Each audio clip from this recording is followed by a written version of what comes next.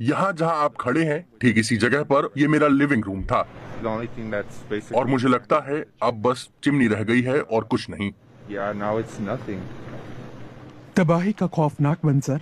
आग के रास्ते में जो कोई भी आया वो जल गया और ना ही इसमें पैसिफिक पैलिसेड्स के आलिशान घर बचे और ना ही पहाड़ी इलाका।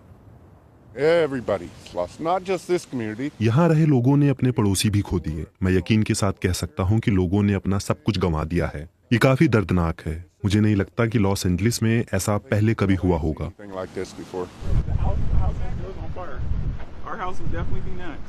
आग अभी भी लगी हुई है और अब और लोगों से कहा गया है कि वो अपने घरों को छोड़ दे। क्या साथ ले जाएं और क्या छोड़े, लोगों के दिल में इसका दर्द साफ झलक रहा है।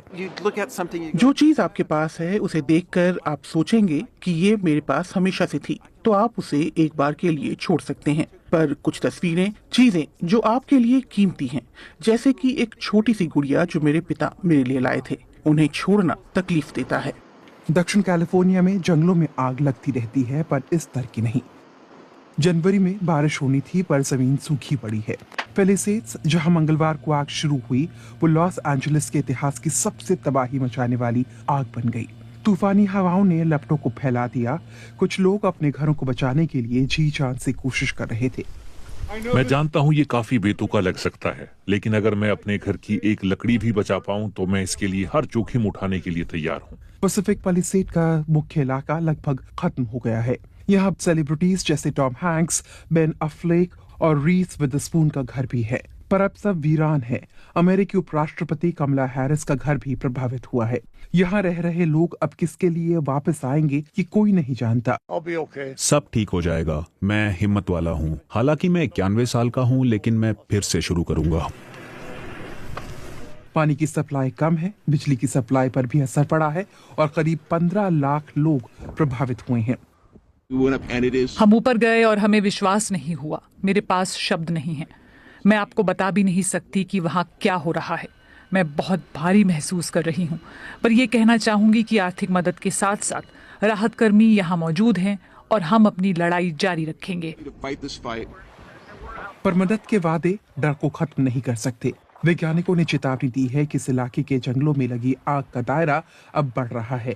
अब ये बेकाबू से हो गई है और इसके लिए जिम्मेदार है जलवायु परिवर्तन। यहाँ के बाशिंदे दूर नजर आ रही रोशनी को देख रहे हैं और सोच रहे हैं कि आने वाले घंटों में क्या होगा। बीबीसी संवाददाता हेलेना हम्फ्री की रिपोर्ट।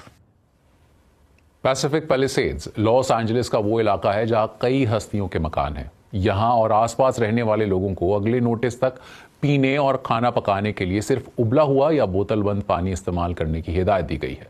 अग्निशमन विभाग के चीफ का कहना है कि आग को फैलने से रोकने के लिए पूरी कोशिश की जा रही है, लेकिन कोई असर नहीं हो रहा। ये आग इस दोपहर 10,600 एकड़ में फैल चुकी है और ये अब भी बढ़ती जा रही है। हम लोग इसे बिल्कुल नहीं रोक पाए हैं। 750 से ज्यादा अग्निशमन कर्मी कोशिशों में जुटे हैं और एरिजोना समेत दूसरे स्टेट से सहायता ली जा रही है ताकि इस आग को काबू किया जा सके। कई लोग अब भी घर छोड़ने को तैयार नहीं हैं, जैसे कि पैसाडेना के रहने वाले टाइलर ब्रिजेस।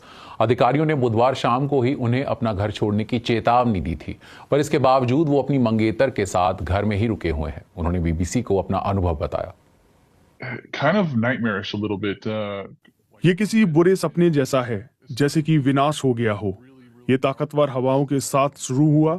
यहाँ सेंटेना हवाएं आती हैं जो बेहद आम है, पर ये हवाएं उससे कहीं ज्यादा खराब हैं। 130 किलोमीटर प्रति घंटे की रफ्तार से हवाएं चल रही थीं। पहले वो काफी डरावनी लगी क्योंकि उन्होंने टहनियों को उखाड़ फेंका और वो गाड़ियों और घरों के सामने लगी बाड़ पर गिरने लगी। फिर आग शुरू हो गई और इतनी तेज हवाओं की वजह से आग पर काबू पाना नामुमकिन था। सब कुछ बहुत तेजी से हुआ, मानो राख की बारिश हो रही हो। आप बाहर जाते तो राख आपकी आंखों, चेहरे और मुंह में घुस जाती। आप खांसते और सांस लेना मुश्किल हो जाता। सबसे खराब चीज, आग जितने आपके करीब आती उतना अंधेरा बढ़ जाता है, बिल्कुल गहरा काला। तो बीती रात पैसाडेना में रहने वालों